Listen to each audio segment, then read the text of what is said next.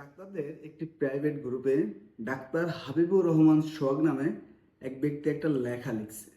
এই লেখাটা একটু আপনাদেরকে দেখাতে চাই। মানে কোন ধরনের মেন্টালিজম সে ওন করে বুঝতে পারবেন। দেখেন, গ্রুপটার নাম হচ্ছে ডক্টরস মুভমেন্ট ফর জাস্টিস। এটা ডক্টরদের একটি প্রাইভেট গ্রুপ। সেখানে হাবিবুর রহমান সোহাগ এই ব্যক্তি লিখেছে, ডাক্তারদের শূন্য পদ রেখে কোনো এসএসসিএমও নিয়োগ চলবে না।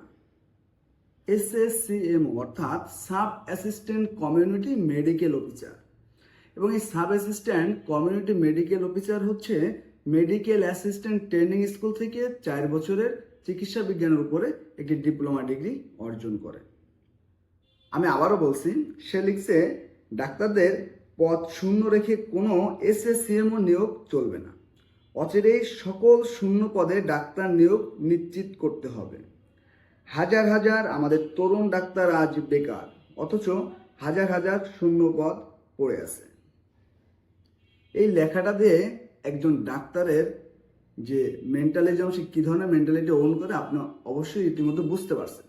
এখন আরেকটা আলাপ হচ্ছে যে ডাক্তারদের কিন্তু সরাসরি স্বাস্থ্য অধিদপ্তর কোনো নিয়োগ দেয় না। ডাক্তারদের নিয়োগ হয় বিসিএস এর মাধ্যমে, বিপিএসসির মাধ্যমে কিন্তু ডাক্তারদের নিয়োগ হয়ে থাকে। কাজেই এসএসসিএমদের এখানে কিন্তু গোলানোর কোনো প্রশ্ন নাই। এবং এসএসসিএমদের কিন্তু বিগত 12 বছরেরও বেশি সময় ধরে, অর্থাৎ এক যুগেরও বেশি সময় ধরে কিন্তু কোনো নিয়োগ নাই। আর ডাক্তারদের তো প্রতি বছরই যে একটা প্রক্রিয়ার মধ্য থেকে যে নিয়োগটা এটা হচ্ছে, এবং আরও ডাক্তার দরকার, আরও বেশি নিয়োগ দেওয়া দরকার, সেটা তো আমরাও জানি। তাহলে এই ডাক্তার সে নিজেও কিন্তু জানে যে এসএসসিএমদের প্রায় এক যুগেরও বেশি সময় ধরে কিন্তু নিয়োগ নেয়। কিন্তু তাদের কথাটা কেন আসবে? তাদেরও তো দরকার। এসএসসিএমদের যেমন দরকার, তাদের ফ্যামিলি আছে, তাদেরও সরকারি চাকরির দরকার, প্লাস গ্রামে স্বাস্থ্যসেবা নিশ্চিত করার জন্য তো এসএসসিএমরা তো খুবই, মানে ম্যাথস থেকে যারা পাশ করে তারা তো দারুণ একটা ভূমিকা রাখে চিকিৎসা বিজ্ঞানে বা মানুষের স্বাস্থ্য চিকিৎসার জন্য আর কি।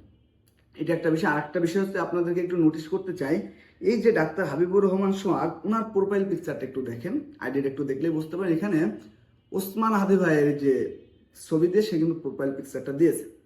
এখন ওসমান হাদি ভাই সারা জীবন কিসের জন্য সংগ্রাম করছে, কি বিষয়ে সংগ্রাম করতে যেয়ে সে শহীদ হয়েছে। সে কিন্তু সবসময়ের জন্য নির্যাতিতদের পক্ষে কথা বলতো, অধিকারের কথা বলতো, সমতার কথা বলতো, বৈষম্যহীন বাংলাদেশ গড়তে চেয়েছিল সে। তার এই যে মেন্টালিটি, এই বিষয়গুলোকে সে ওন করতে গিয়েই কিন্তু সে তার নিজের জীবনকে পর্যন্ত বিসর্জন দিয়েছেন, উৎসর্গ করেছেন।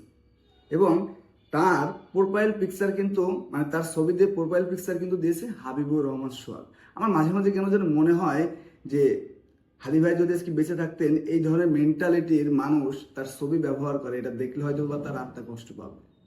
মানে দেখেন একটা বিষয়, হাবিবুর রহমান সোহাগ সে চায় না যে যারা মেডিকেল অ্যাসিস্ট্যান্ট থেকে যারা পাশ করবে তাদের যেন নিয়োগ না হয়। এটা হতে পারে কখনো?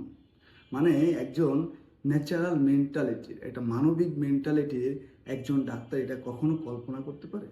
তার তো উচিত চিকিৎসা পেশার সাথে যারা নিয়োজিত, জনগণকে যারা চিকিৎসা স্বাস্থ্যের জন্য জনগণের পাশে যারা দাঁড়ায়, জনগণের স্বাস্থ্যসেবাকে যারা এই বিষয়গুলোকে মেনটেন করে, সকলকে একসঙ্গে নিয়ে কাজ করার মেন্টালিটি অন করা উচিত, সে প্রত্যয় ব্যক্ত করা উচিত। এভাবেই চলছে আমাদের চিকিৎসা বিজ্ঞান, আমাদের স্বাস্থ্যসেবা।